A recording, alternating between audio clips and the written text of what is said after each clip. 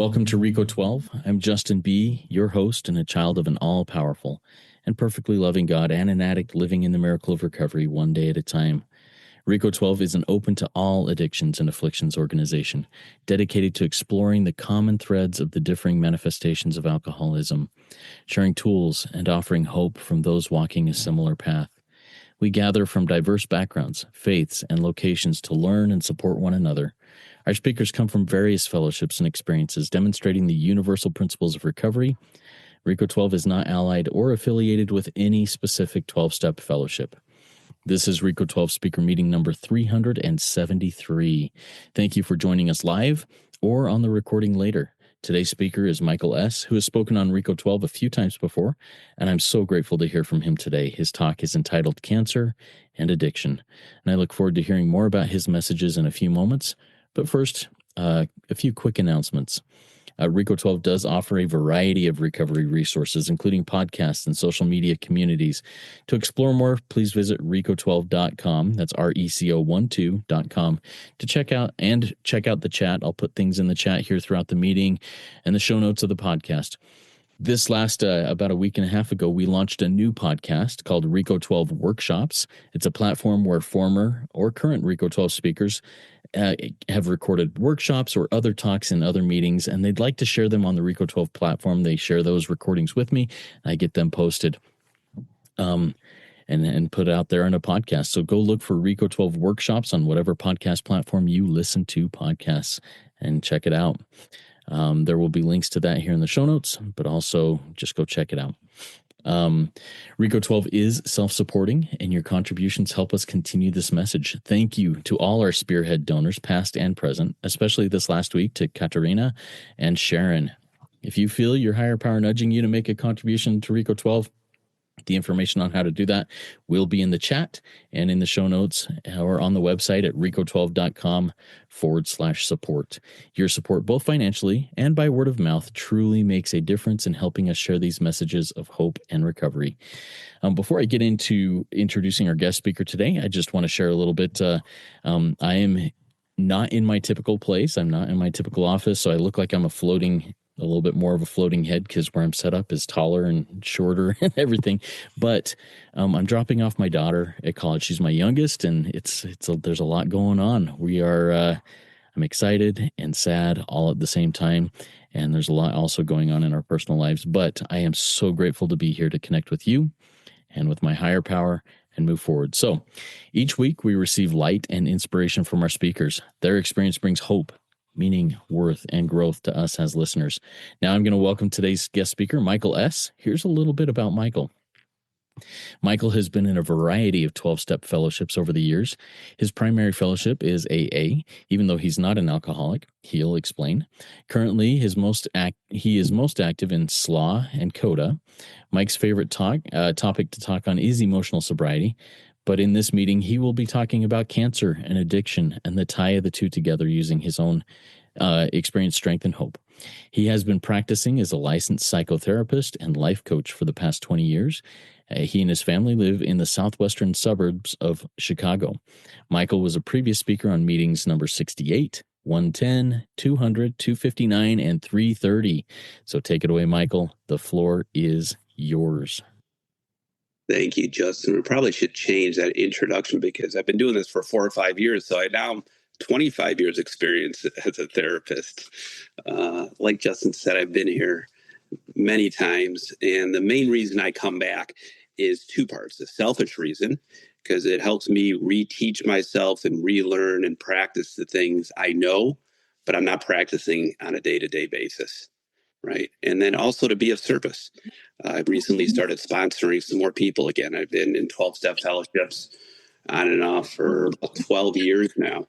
And I know when I'm of service, even though I never want to be of service, it's never I wake up and like, I can't wait to be of service. I'm always thinking of me. The world revolves around Michael. And but I want to be of service because when I can get motivated to be of service, life works so much better for me.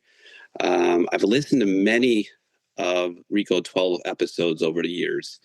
And when I come on, I try to have a unique topic because as I listen, everybody's story is different, right? Everybody has unique experience, strength, and hope. But as I listen to your, and this is not a bash on your you, Justin, or Rico 12, is so many things that people say are so similar. And while we need to hear the message over and over again, I always try to put a unique spin. So if you listen to some of my past times here, you'll see that they're pretty controversial. And actually, if you talk to me, my opinions might have changed on those because at the time that was true for me. It's one of my fears of always writing a book or being a public speaker is that I put something in print or I speak. And then what if my opinions change? Because my opinions do change because I'm out in the world. I'm talking to people. I'm interacting with people. I'm exposing myself to and putting myself in uncomfortable situations. And then I have different opinions.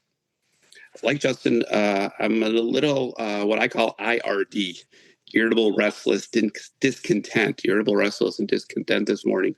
For about an hour and a half, I just couldn't sit still. I wanted to meditate, and I ended up driving, trying to hit some golf balls. And then I left there, and then I went to a store and bought some things I didn't need. And then I came here and I ate some food that I'm not even hungry. And I just couldn't sit still with my feelings. And to me, that's the core addiction I have is I just don't know how to sit with this feeling of anger and sadness, fear, guilt, and shame. And I wasn't raised in a way to manage those feelings in a healthy way.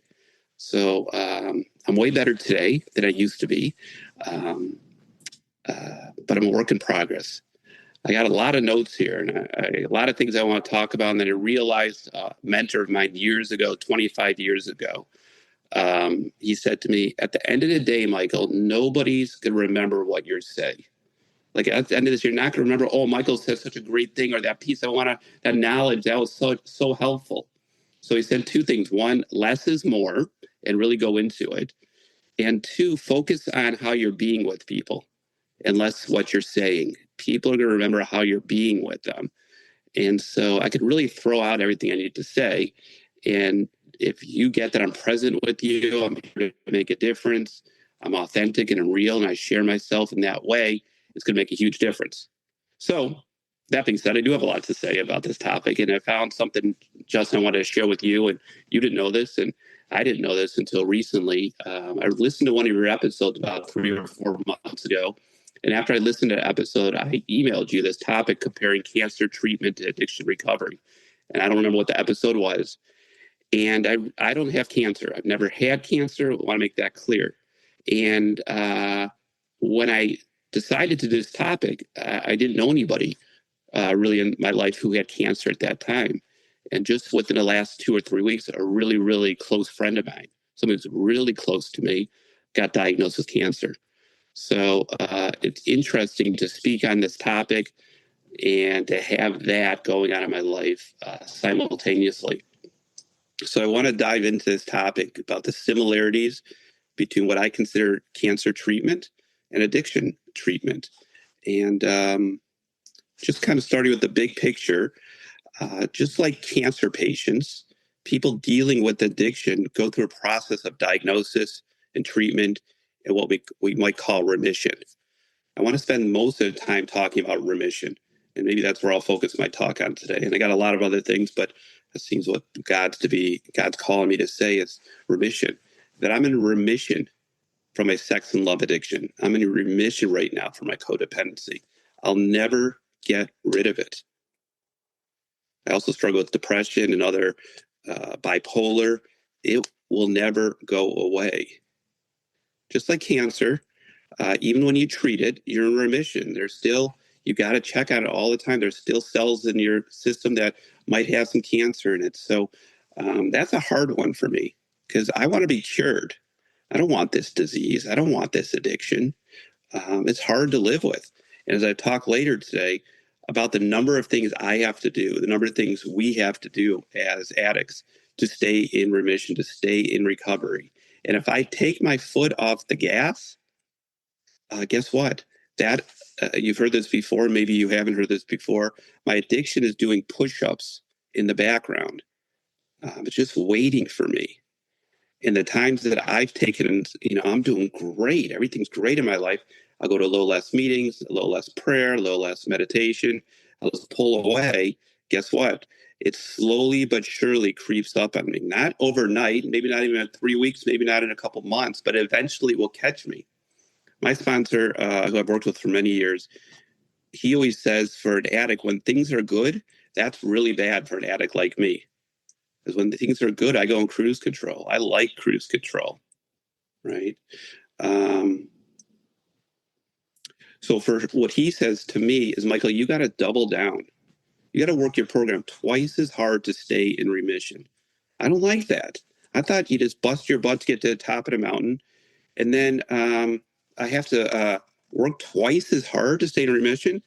I have to do that in all areas of my life. I have to work twice as hard when I go to the gym, twice as hard to sustain my business, twice as hard in being a dad and being a partner and being an ex-husband. I don't want to work twice as hard. That's not the game plan. That's not the education I was given growing up.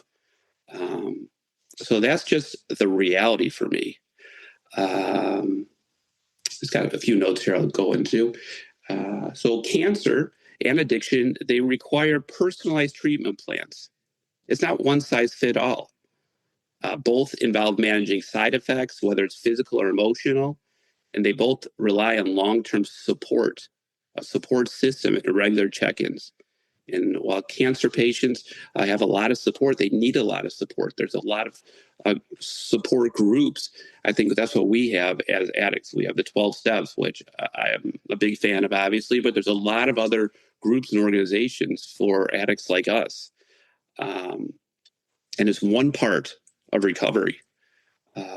One of the things I really want to spend some time on, and this is something that I think all guests who are on RICO 12 spend some time on, and we hear this over and over again. But as a psychotherapist and also sponsoring people, I hear the same thing over and over again, is I want emotional sobriety. And my definition of emotional sobriety is that no matter what's happening external, no matter what's going on in the world with my kids, the weather, politics, my money situation, I could maintain my serenity. I can maintain peace and fulfillment. I can stay grounded regardless of outside things. And now in my office, when I tell that to people I work with, they said, Michael, that's impossible. How do you do that? If my son or daughter is upset, of course I'm upset. My wife's upset with me, of course I'm upset. I don't even know how to do that. And I said, well, we got to develop what I call the emotional sobriety muscle. And I want to spend some time talking about something I created. I might have shared this on another episode, but if I did, I still like it. It's called the ESG Gym, Emotional Sobriety Gym. Now, this is a virtual gym, and this is something I made up. So I work out at a gym. I work out at Orange Theory Fitness. And we know as people who go to gyms, there's machines there to take care of your physical health. If you want to get better abs, there's a lot of different machines. If you want to take care of your cardio, a lot of different treadmill bikes. If you want to get upper body and lower body strength, a lot of weights and stuff like that. But we don't have a gym to go to take care of our emotional and spiritual health. I mean, just imagine that you could have a membership to a gym and you paid $45 a month and you go there and you check in, and what's there is all the spiritual tools that you need to have what I call optimal emotional and spiritual health. And we go through that. So at the gym, everybody knows the machines. Now, not everybody goes there and uses them, and not everybody uses the free weights, but everybody has a lot of faith and confidence that if I go there for, say, 45 minutes every day, and I do a little on the sit-up machine, I do a little on the cardio, and I did a little on the weights, and I did that consistently, they have faith. They have no doubt about it that they'll get in better shape, lose weight, if that's what they want, get better, bigger muscles, right? There's nobody that would argue about that. But when it comes to our emotional and spiritual health, people say, well, where do I go? A. B, what are the exercises I do on a day-to-day basis that will help me strengthen that muscle? And then I think the last part, which is so difficult, is to have faith in that if I do those on a day-to-day basis, that it actually works. Because it's harder to see transformation. It's harder to see emotional and spiritual growth than if I lost weight, if my muscles grow, if my cardio is in better shape. So I'll come back to cancer and how that is similar to addiction recovery. But I want to talk about specifically my daily routine, what I do every single day.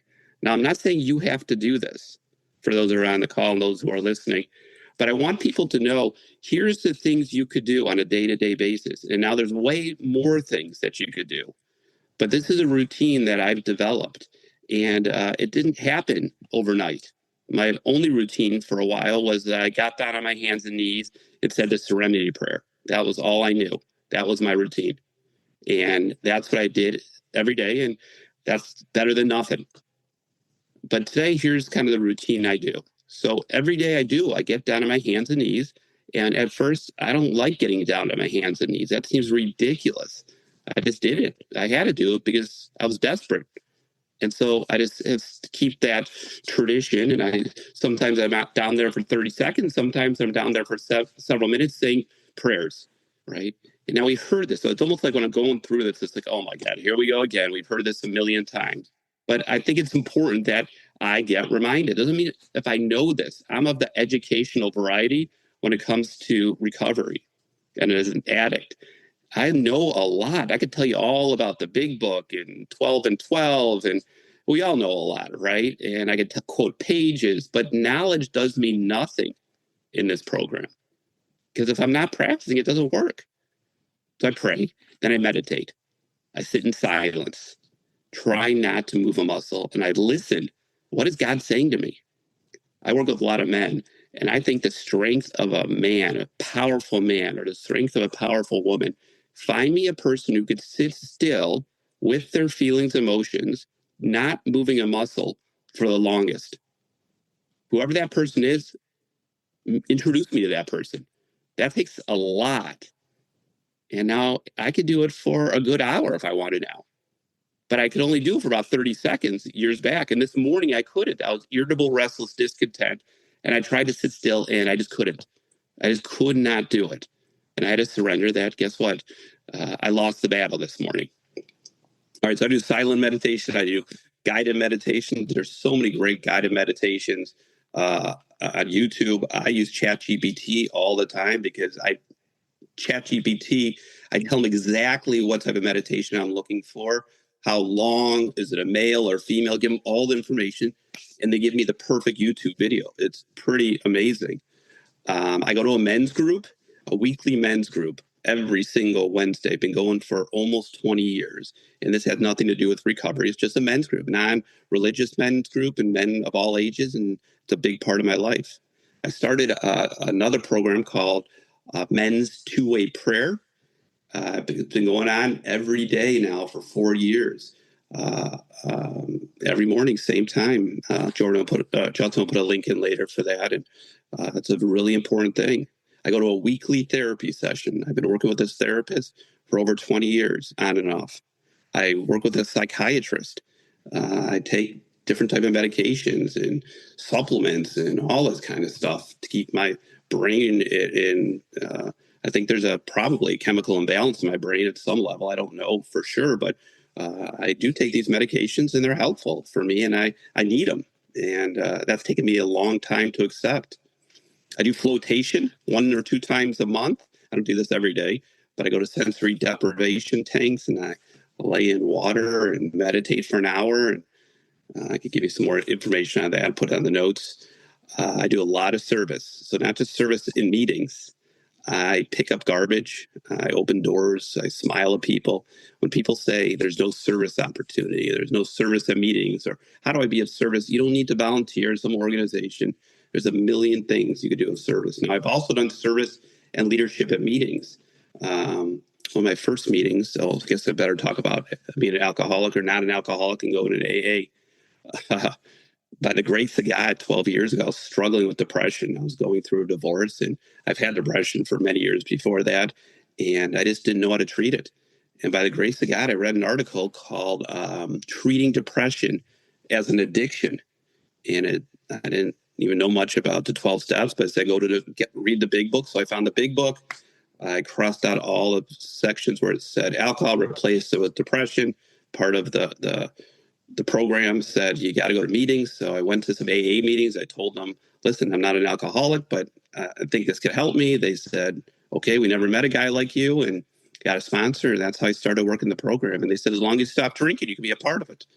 And I said, well, I don't really have a drinking problem, but okay, I'll stop drinking. So I've done service with them. I've been a treasurer in different groups.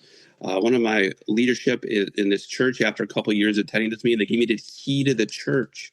And that was like a big honor at that time, that, I'm responsible for the meeting. I had to be there on time and open the door and lock it up. And at the beginning of my recovery, that brought me purpose. I had no purpose or meaning. And so at least I had some type of purpose, meaning, mission on those Tuesday, Thursday mornings. Again, I talk about the emotional sobriety gym. This is everything but the physical. So you think of pies. You've heard of pies: physical, intellectual, emotional, spiritual. This is not for the physical and intellectual. This is for the emotional and spiritual. And maybe one day I'll create a gym, a physical gym that you go to, and there's a meditation room, a yoga room, a sponsor room, there's a prayer room, there's a flotation center, there's a psychiatrist, like everything for your emotional and spiritual health for people in recovery. I do a lot of reading of spiritual materials, a lot of audio books, a lot of podcasts, and I'm constantly, people like, Michael, you're doing this every day. This is every day. Yeah, I'm doing this every day. I work as a psychotherapist, and so it's my job, and I'm always in the conversation. It's kind of like, I don't want to go there. So what else do I do? I do a lot of speaking. I do like doing this. This helps me keep my recovery. The 12th step, right, is such an important step that without sponsoring people, without doing these type of speaking events and these type of ways to talk, I lose my sobriety. That's what it says. And that's what makes this program unique, that I can't do it without keeping the message alive, helping another struggling addict. I do a lot of journaling. Lately, I've done a lot more audio journaling. Justin will put this in the notes too. I created a podcast about 6-7 years ago called My Blueprint: Struggle Towards Emotional Sobriety. And as a true addict, it's all about me all the time. No guests, nothing. It's just all about me. Each episode's like 8 to 12 minutes. There's 350 something episodes. And it's really for me. And it's for a legacy to leave for my children, that I want them to have my voice. So sponsorship. There's so many more, but I just wanted to give a handful. And I wanted to also have this on here, Justice, so I could refer this to people I sponsor, people that I work with in my practice, that to say, here's some ideas of where to start, right? If you don't know what spiritual practices or don't have any tools in your spiritual toolbox, here's some tools to start off with. Now, there's a lot more I do, but these are the things I do every single day. I go to meetings, not every day, but quite frequently. Definitely at the beginning, I was going to meetings all the time, and it kept me going. All right, I see I got about 6 minutes left, so I'm going to go back to this concept of addiction and cancer. Like some of this, reviewing what I said. Once treated, you're never fully done. You have to stay vigilant. You have to manage the side effects. There are different side effects. In addiction, it's more emotional side effects or withdrawal. For me, I'm more of a process addiction, which is more depression, codependency. But if I break up with in a relationship, or I have to reset what we call bottom line behavior, it's a withdrawal, and I think it's just as bad as a chemical or physical withdrawal. I talked about the support system. I think what makes our program unique is I need to connect with like-minded people who understand what I'm going through. We both need a resilience and a mindset. Both journeys build resilience, hope, and a positive mindset over time. And I got to change my lifestyle. I know my friend is saying to me that for the next year, they're going to have to change the lifestyle tremendously. And as an addict, when I sponsor people, it's a huge lifestyle change. And in the book I use to sponsor people, we talk about logs, and we talk about what do we talk about logs and something else. I can't think of it. You got that, Justin? Logs and something, yeah. Logs and loser list. Yes, we talk about those as our character defects. We talk about those, and if there's an easier, softer way. Some people, when I'm going through this checklist, they say to me, "Well, I haven't tried therapy yet." Oh, go try therapy. Don't do this program first. Go try therapy. If you haven't read books, and if you haven't tried retreats, and you haven't tried medication, you haven't tried all those things, do all that before you do a 12-step program. Because if that works, go for it. More power to you. I just have found that I did all that and it didn't work. This program is brutal, right? There's a 6 to 8% success rate. I think it's the best recovery program we have, and the success rate 6 to 8%. It's the best we have. Most people don't make it. That's just, if you're around long enough, you heard this, you'll go to quite a few funerals. You'll see a lot of people drop out of this program. Now, I do believe that people who finish the 12 steps and go out in the world and start sponsoring people, that number's way higher than 6 to 8%. I don't know what that number is, but I would think it's tremendously high. So the reality is I've seen people, and unfortunately, you got to be pretty desperate to get through this program. And I actually reached out to somebody. I wanted to rework the steps again with somebody recently. And he said, "How desperate are you on a scale of 1 to 10? I said, "Not that desperate." He goes, "Well, I think you need to find a different sponsor. I'm not the sponsor for you." So I don't know. This is my study over the years. I'll wrap up with this. My study over the years is a psychotherapist is how do I assist people to change? And over the years, what I came down to is that you could want to change all you want, but if you're not desperate and you haven't hit your rock bottom, I don't see long-term change happening. I wish that wasn't the truth. If somebody has a different answer for me around that, Justin, I would love to hear it, because I just haven't found it. I've tried to work through the steps with people who aren't desperate, and we never get through. There's something that comes up. There's a block. And, I hope more people make it through this program. I hope more people survive whatever their addiction is.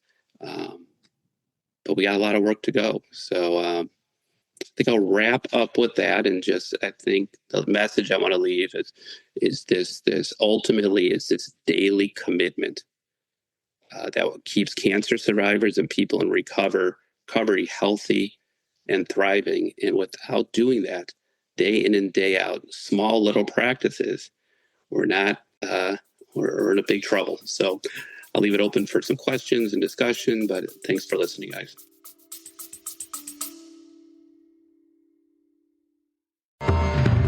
Got questions about addiction, recovery, or just life in general?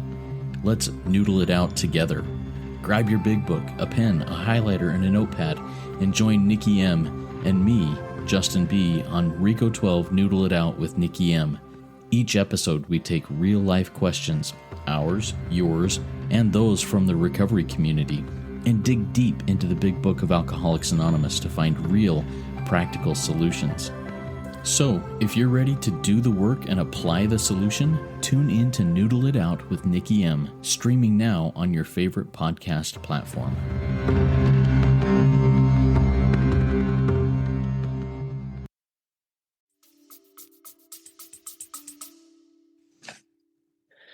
Thank you so much, Michael. I really appreciate your share there. And, you and I, before we, let me remind our live audience here real quick. To our live audience here, if you have questions for Michael, please type them in the chat. If you'd like to remain anonymous, in other words, if you don't want me to read your first name, put that in your question that you type in the chat, or direct message me in the chat, and I'll keep you. I won't say your first name. And then we'll get those questions asked to Michael. But Michael, before you and I hit record here this morning, I shared some things that had just come to my attention like minutes before. And it shook me. It was something that took me off guard.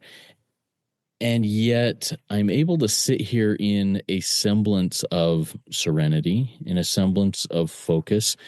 Talk to me a little bit about emotional sobriety here. You touched on this, and maybe I'm going to hijack the topic here with this, but you know, how do I know the difference between being numb to things that are going on and having emotional sobriety and being able to maintain a semblance of serenity through those things and not like freaking out when big, scary things happen? Yeah, that's a great question. I think on my first episode, I think it's 68, I had pretty much my whole episode on emotional sobriety. Um, and that's a great question. I think back on questions you asked me and questions people asked me over the years being on this podcast. And the reality is, I've answered I don't know a lot. One of my mentors, Parker Palmer, if you ever heard him or read some of his books, he inspired me by some of the things. He was an expert at XYZ, and people would ask him questions, and he said, "That's a great question. I don't know." So I don't say I don't completely know, but I sure know that I have to sit still, and sometimes the feeling's numb, and sometimes it's anger or sad or fear or guilt or shame. But if I sit, then numb's okay because something else will come. I think people think or have the wrong definition of meditation. It's not no thoughts. It's a lot of thoughts and a lot of feelings. The goal, though, is just not to move from them. If anything, move in towards them. I can't run for them. I can't resist. So if it's numb, I got to stay with numb. And it might be numb for a while. I'm numb for definitely some things. There's a lot going on in the world today, right? I'm just hard to process. You said to me earlier on this that you might have said before we got on here, but as humans, like there's so much going on that I don't think as humans we were designed to process all this at one time. It's a lot. So that's the best answer I got today.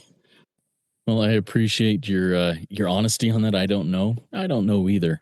Um, I'm also going to go a little bit further into some personal stuff here in my life, and then I just saw a question come in, but we'll get to that here in just a second. Somehow, some way, I got old enough to where my doctor recently said, "Hey, Justin, you got to go get a colonoscopy," and I don't know how I ever got old enough to have to do that. So, anyways, a couple weeks ago, I had that done, and they found a lot of polyps, nothing that was of concern, but this remission idea of, everything's been removed, but I've got to go back for more regular checkups after this, because of what happened here.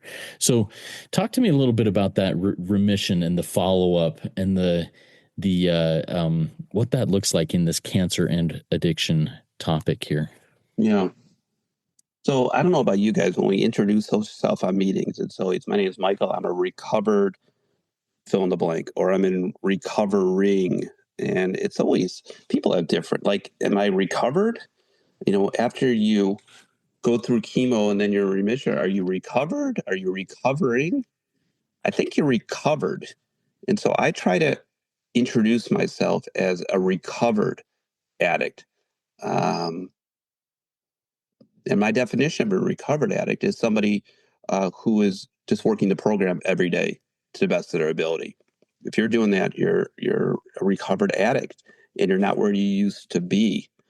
I think the topic on remission is just a hard place for me to get to and understand that my addiction is right around the corner, and it happens so subtly. How many of us have been go to meetings, do whatever, and then out of nowhere something happens, and I took a drink, or I go to pornography, or I spend money I should. Today, like, why did I went to TJ Maxx today with nothing to buy because I was killing time, and then I spent $11, right? I could always use some more soap. You ever been to TJ Maxx? Like, you can't, it's like going to Kohl's. It's like going to Target. Like, there's always something to buy. And to me, that's a slip. I haven't used any acronyms today, Justin. I like acronyms. Slip is sudden loss in priority. And I think if you're really out there in your life living, like, I don't think living is always being in recovery meetings, always sponsoring, always reading the big book. Like, that was my life, but that wasn't really living, because I can't just live in recovery rooms. So if I go out in the world and I practice and I try out things and I risk things in life, I'm going to slip. If you're not slipping, you're not really living your life fully, because when I put myself in situations, I'm going to slip. Now, to me, it's not so much if I slip, it's how quickly do I get back on the horse? How quickly do I get to a meeting? How quickly do I start working my program again? And that's kind of my answer to what you're asking. Thank you, Michael. All right, next question is from a live audience member, Cheryl. Cheryl says, how does recovery look like for you in uncomfortable spaces where there may be potential for conflict or discomfort? So how do you address that in recovery in those uncomfortable places, Michael? Yeah, good question. This year, 2025, I have stricter boundaries than I've ever had. I'm 52 years old, and I have really strict boundaries. There's certain places and certain people I just will not go unless I have to. Like I just won't go. There's certain people I feel small around. Certain people I don't like who I am in those situations. There's certain places that don't work for me, and it doesn't matter how much recovery I've done, how much therapy I do. I just don't go there, and I can't tell you if I'll ever be able to go there. Now, there's other places that aren't as bad, but boundaries for me I've learned to become very selfish. I'm not interested if that works for you. My recovery and my mental health comes before anything. And I've lost some friends, and some family members are not happy with me. But guess what? I feel better. And I'd rather there be unhappy with me than me losing my sobriety, because ultimately, if I lose my sobriety, they're not going to have me anyways, because I'm not going to be here.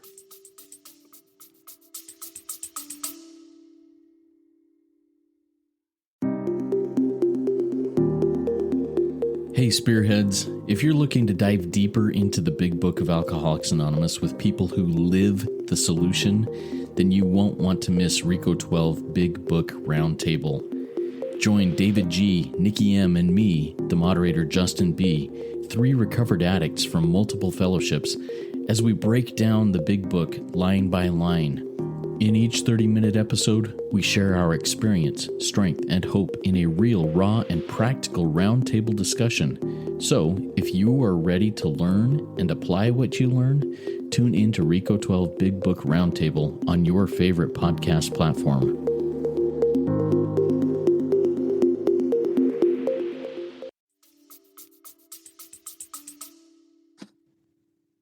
Thank you for sharing that, Michael. All right, next question from our live audience comes from Angela, and she'd like to see if you can dive a little bit deeper on talking about cancer recovery as related to addiction recovery. Is there anything else that maybe you weren't able to get to that you can go a little bit deeper on? How does cancer recovery relate to addiction recovery? Oh, you're on mute. Sorry about that. I was looking at some of my notes here to see if I missed anything around how they're similar. Oh, cancer, once you're diagnosed, you have to go through regular treatment. You got to go through chemo and radiation and whatever it takes. There's different, and it's a long-term treatment, right? There's different medications to take. And I know I said that's not one size fits all, but whatever works. There's some people with chemo who just have a positive mindset. I'm sorry, people with cancer just have a positive mindset and their cancer goes away. Good for them. And there's other people who have to do the full battery of everything and it doesn't work. So I think maybe the similarities are somebody who has cancer and wants to live, they'll be willing to do whatever it takes to survive. And we use the term in 12 steps, there's no half measures. You can't half measure recovery. I don't think in cancer or in addiction recovery. Now, like I said, I don't have cancer. I don't know where this topic actually coming from. There was this, and it just was interesting to me. It doesn't have to be cancer. It could be other physical ailments. It could be other diseases. I think there's a lot of similarities between a disease and a disease, right? Cancer is a disease, right? Addiction's a disease. We have no treatment for a lot of cancers. And the reality is our success rate for addiction is very low. So our treatment, we don't have a cure for addiction. I think I had one of my talks, Justin, was I think there's a cure for addiction, or I think there could be a cure for addiction one day. And in the big book, it says something to effect like maybe one day science will do something. But as of now, we don't have a cure. Now, if we have a cure for all types of cancer, and we also had a cure for all types of addiction, that'd be unbelievable. I don't know if I'll see that in my lifetime. Maybe my kids will see it in their lifetime. Yeah, thank you, Michael. A couple more questions have come in. Let's go to a question from Rima. How does 12-step recovery apply to healing from mental health issues like your depression that you talked about? How did that relate? Go a little bit deeper into that as you shared a little bit about that. Yeah, good question, Rima. It's one of my favorite topics because if you look at the 12 steps, the only step that mentions alcohol or food or gambling or cocaine or whatever your addiction is the first step. Everything else is about emotional sobriety. You don't see the word alcohol ever mentioned from steps 2 through 11. Step 12, it talks about to help the alcoholic who's still suffering. But I always said to people, once you get past the first step, we're all the same. We're all struggling with depression and anxiety and self-esteem issues and not knowing how to deal with emotions. So once you stop your drug of choice, which that's what really the first step is, say stop drinking, right? Stop acting out, whatever it might be. Now we're all the same. We're no different. Now I like what it says in the big book in different ways I sponsor is that I sponsor many people who they need way more than the 12 steps, right? I'm not, most people who are sponsors aren't therapists, and I'm not an accountant, and I'm not a nutritionist, and I'm not a physical trainer, and I don't know that stuff. The 12 steps does not cover that. The main gist of the 12 steps is to have a spiritual experience and spiritual awakening. Because no matter how many meetings I go to or how much I work the steps, if I don't have a spiritual experience or spiritual awakening, which to me is like an aha moment or like, wow, I never saw how selfish I am. I never saw how, arrogant I am. And that's like a wake up call. If I don't have that, this program doesn't work. That's the bottom line. It's a spiritual program. So somebody who wants a spiritual resolution to whatever they're going through in their life, this program's great. But if that's not what you're interested in, this is not the program for you. Yeah, thank you, Michael. Earlier you mentioned the men's two-way prayer group that you're a part of for the last several years. And that's a step 11 practice. And step 11 says, and I'll just quote a little bit of it, continue to improve our conscious contact with God as we understood him. So, and what I equate that to and what you just shared about spiritual experience, needing to have that spiritual experience, what is a recent way that you have improved your conscious contact with God and had a spiritual experience in that process? Yeah, I think it's the most important part of our question, and we need to do a better job of people who are on this program is to share our spiritual experiences. What is a spiritual experience? When does it happen? I talked to my daughter. I got a daughter too that I dropped her off a freshman year in college, and she really wants to believe in God. And she goes, Dad, but I just don't got any proof. Give me some examples. And I'll share. And she goes, oh, Dad, teenager, Dad. That's what she says. And I'll try to say, this happened today, Ella, or this happened. And I said, or this happened in your life. You just told me that. And you changed your major because of this, or you randomly ran to this person. And she goes, Dad, that's not God. And my answer is, you're right. I don't know. Your guess is as good as mine. I can't get my arms around God. I don't know about you guys. I just can't. And I've really struggled actually this last year with my relationship with God. I'm just like, come on, there's nothing out there. Like it's me, it's my self will. I make things happen. Just because I didn't push my gas pedal at that moment. God didn't do that, right? So I had to get back to the basics and really take a look at um, is God true or not? Here's what I say. I don't know if God's real or not. I have no clue. Absolutely no clue. I really don't. I choose to say, since I have no clue, I decide I'll believe in God. Why? It makes life more interesting. Um, if I don't know if God's real or not, well, why would I choose not then? I would say some of the biggest spiritual experiences lately. My good friend having cancer, that was kind of a wake up call. Um, I don't know if that's a spiritual experience or um, I just think it's things that happen out of the blue. Some people call them synchronicities uh, or coincidences. I like the word God instances. They're God instances. It just, we all have them, right? And there's too many things that have to line up for me thinking of that person. And I haven't seen or talked to them in years. And then I run into them or the phone rings and that's them. Like, how does that happen? I don't know. I choose to believe that God has something to do with that.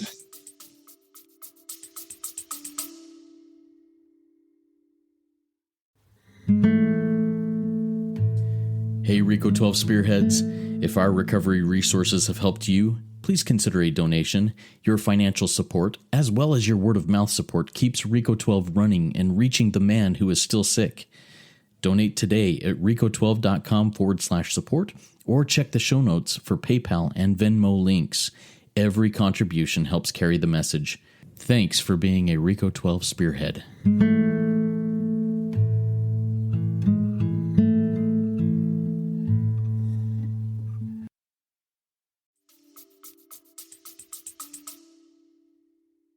Love that. And that's kind of that's often some of my attitudes towards God and spiritual experiences is, you know what, I just had this coincidence, this God incidence, as you said, that happened, that is something that is very pertinent to me in my life today. I am going to choose that is God that put that in my path, rather than say, oh, what a weird, strange coincidence. And that just brings me a lot of peace. It brings me a lot of connection with my higher power and with others. And I just I appreciate that. So thanks for walking into that a little bit, Michael. Next question we have is from Nora, from our live audience. Nora says, how do you practice your 10th step on a daily basis? Where, 10th step, we continue to take personal inventory and make amends quickly if we make errors. And I totally butchered exactly what that is word for word. No, I get that. Yeah. So I'm going to come to this answer, but first I want to say that I was very upset as a young child that God gave me these skills, these traits of being honest, vulnerable, authentic. That was not good for a 7-year-old boy or an athlete or something. Like, this was horrible. Like, why didn't you give me some more athletic talent, have me be smarter, better memory?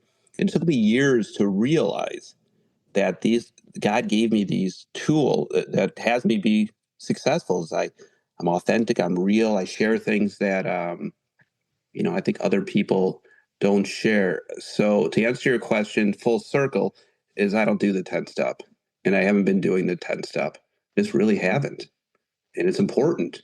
But you didn't hear me say that. That's part of my daily routine. Should it be? Yes, but I don't. I don't do the 10 step on a day-to-day basis.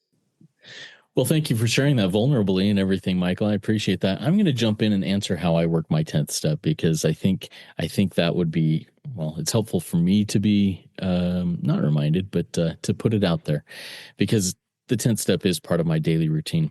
On page 84 of the big book, and I don't have my big book with me. I'm out of town. I'm not where I normally am, and I didn't bring it, and I don't know why. Stupid. But anyways, it says, we continue to watch for selfishness, dishonesty, resentment, and fear. And when these crop up, we ask God at once to remove them. We talk to somebody immediately. If we've hurt somebody, we make amends quickly, and we resolutely turn our thoughts to someone we can help. And my sponsor has really drilled into my head that I need to continue to watch for these things. And when I spot fear, and I'm going to be honest here, even after we started recording today, I went in on my phone and I posted in my 10th step group, I spotted fear. I paused, I took a breath, I asked God to remove it. And now I'm turning my thoughts to someone I can help. And that's where I'm at right now. It's so ingrained in my mind. Whenever fear, selfishness, dishonesty, or resentment crop up, I quickly pause, take a breath. God, please remove this. Get out my phone in my 10th step group, thumb it out, and share it with the other people that are doing that. And to resolutely turn my thoughts to someone I can help. And as I do that, I have to make fewer and fewer amends every day. It's pretty crazy, because I spot it before I explode, before I step on somebody's toes. Now, I still step on people's toes every once in a while. So, but anyways, that's how I personally practice 10 step. Michael, do you have any other thoughts on that, or feedback on that before we jump into the next question? Yeah, I could share an example where I didn't do it too well. There's a gentleman who was my supervisor, and I was sitting and having resentments. And I was just sitting, like, waiting for the next time he does XYZ. This is my time. I'm going to get him back. And something silly happens, like when, your husband or wife doesn't take the garbage out and you like blow up on them. Like, it's not about the garbage.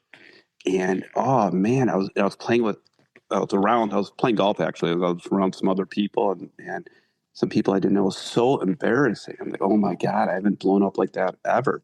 And I was not the bigger person in this situation. Normally I would have taken responsibility, but I was so angry. And it was a reminder how much I wasn't in spiritually good shape. And I'm like, I'm not apologizing to this guy. He's in the wrong. And somebody said, well, do a 4-step. And I don't want to do it for 4-step. I'm right. He's wrong. And it irked me and bothered me. And finally, this very rarely happens to me. He was the bigger person and said, I apologize. And it was unbelievable. Once he said that, all of a sudden I could breathe. That's all you needed to do. And I wrote him this really great email, and we're on good terms now. But I was really upset with myself. That's normally what I'm able to do. Is I could be a jerk, step back, and then do a 4-step, and then call him and say, listen, hey, I was a jerk, and can we clean that up? But this guy beat me to it this time, which I'm not proud of. But the power of amends and taking responsibility is a reminder to me just how powerful that step is, 8 and 9. Yeah, thank you, Michael. And I don't want to say I love it, but I find it very interesting, and it makes me think when somebody beats me to amends. It makes me go, "Wow, why was I so selfish and resentful that I wasn't willing to do that first?" Especially when it's somebody who's a quote unquote normie, who isn't living this way of life necessarily the way I see that it needs to be lived. And on Right. that No, note, I want to, yeah, go ahead, Michael. this person was like the most selfish, narcissistic. Oh, wow. He was so not evolved. Like, he's one of those people who, like, just so would never join this program, never see therapy, would never. And I couldn't believe it. And that was even worse, Justin, that somebody like that beat me to the punch.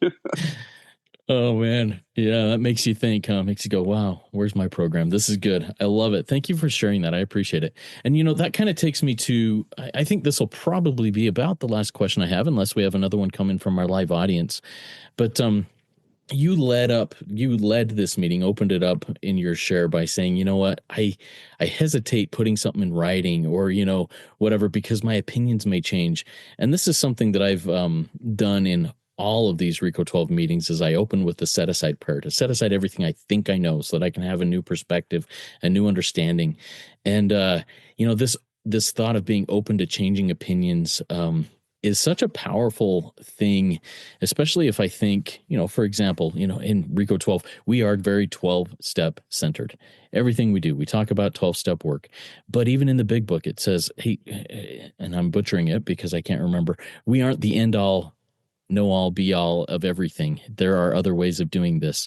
And we hope that a solution comes out. Science may do something further in the future. But if I am so trapped by the big book, for example, or the 12-step life, and I'm not open to other things, I put myself in a box. What are your thoughts on that? Any other thoughts on that, Yeah. Michael? Well, I'm glad I got to speak. I maybe had a last word on this because I wanted to say something today, and I wanted to try to tie it in to my because there's so much going on in it, to ignore what's going on in the world outside of us, to ignore that 24 years ago we had 9/11, to ignore the school shooting in Denver, to ignore the assassination of Charlie Kirk.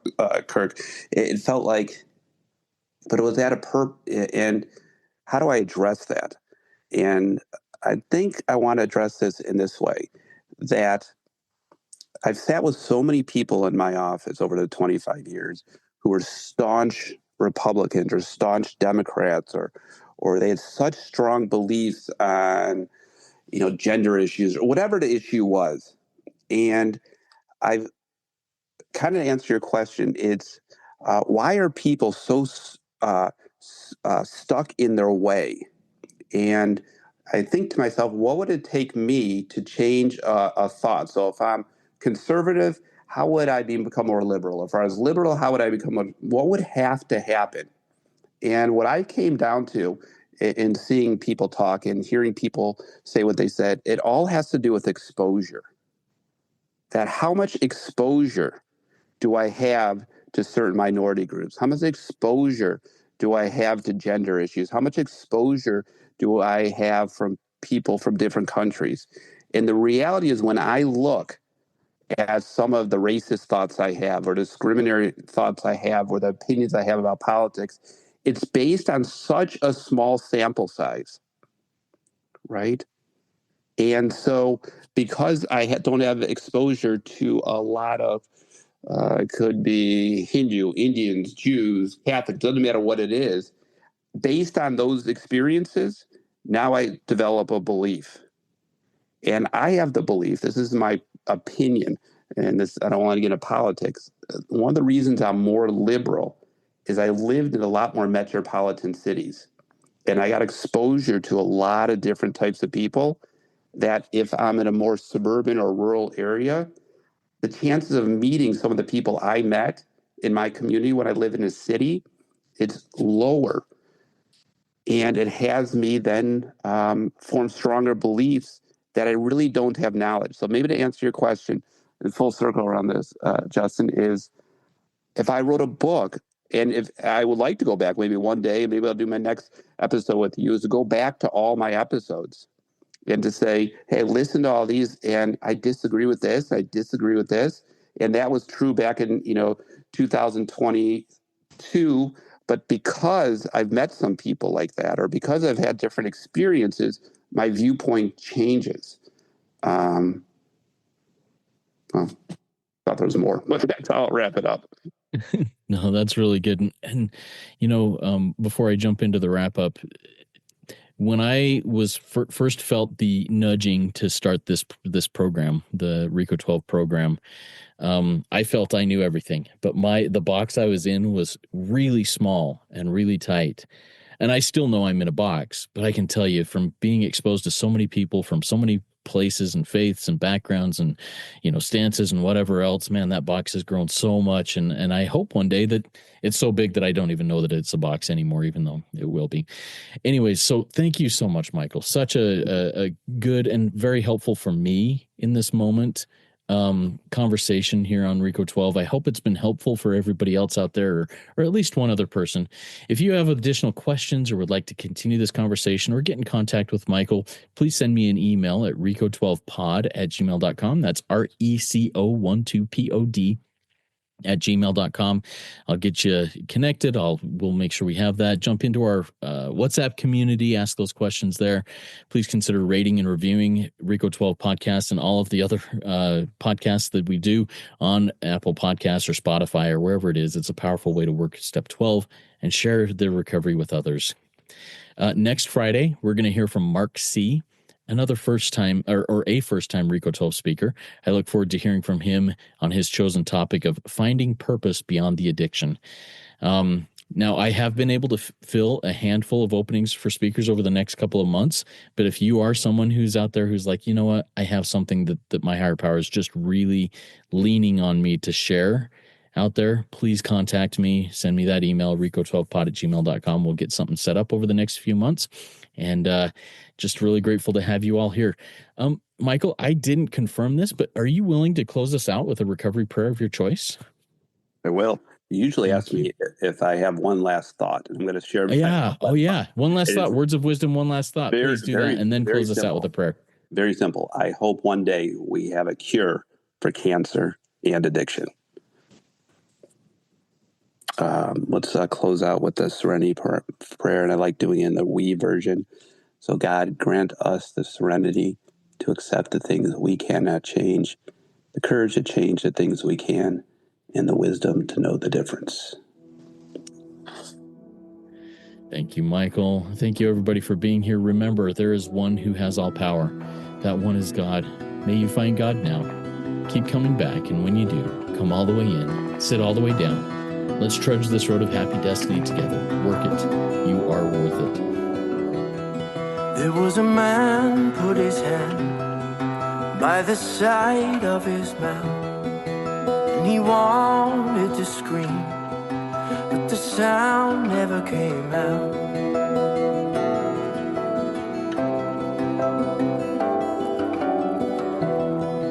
So he reached for the bottle to wash the pain away, 'cause what he wanted so badly was to live a different way. And all of his problems and all of his pain filled up the puddle and rose with the rain. His ship kept on sinking to the bottom of the lake, and he knew for certain that he was just a fake, just a fake. Was a man put his hand by the side of his mouth,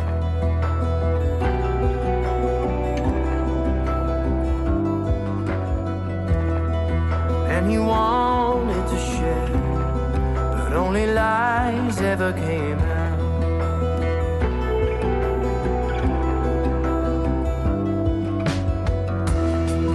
So he reached for the needle to numb the pain inside,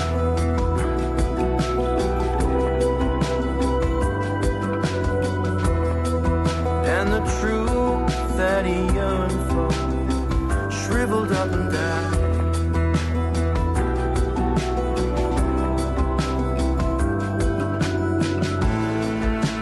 And all of his problems